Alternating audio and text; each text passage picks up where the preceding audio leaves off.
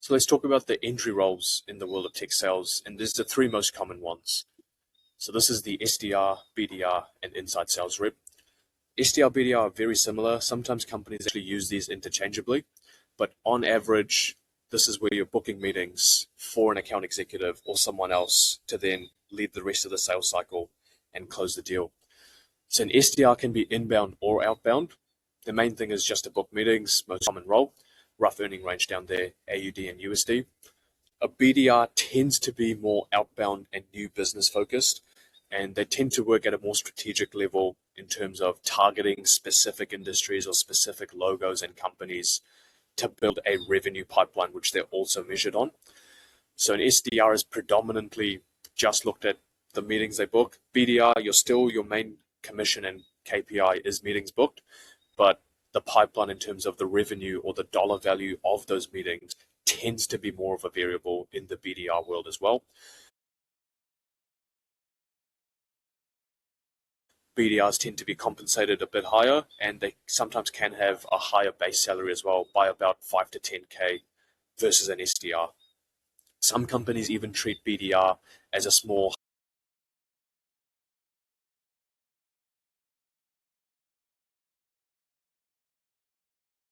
doing the full cycle, but like I said before, smaller deal sizes, sometimes freemium, and more volume, more high transaction. It's flooded in from either marketing, webinars, industry events, and your job is mainly to sift through and convert as many as possible while also qualifying and make sure it's the right people to be talking to.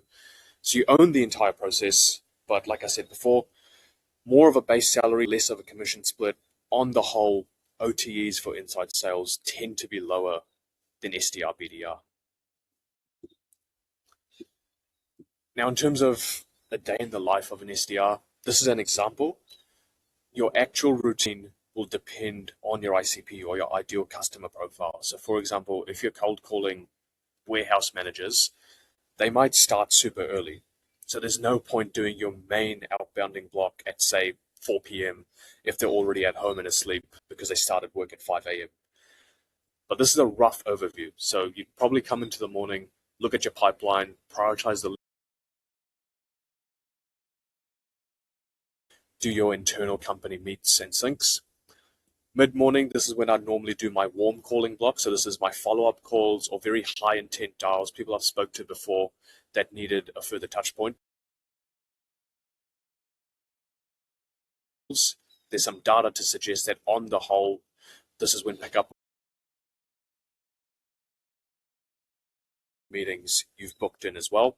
So I'd use the afternoon for cold calling, prospecting, working my sequences, outreach, and also making sure that if I've got meetings either sitting with myself or someone else, doing your pre-meeting calls, making sure all stakeholders are still good to attend.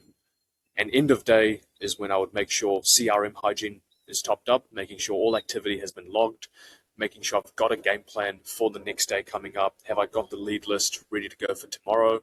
Is there anything I need to review? Is there some lengthy emails I need to send out at the end of the day outside of customer facing time where I need to amend contracts or send out some very technical things?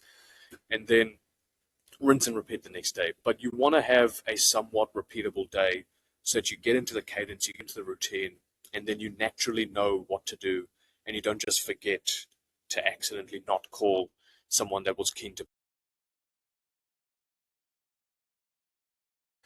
Like I said, the structure is roughly what I used to do when I was selling into HR and payroll managers.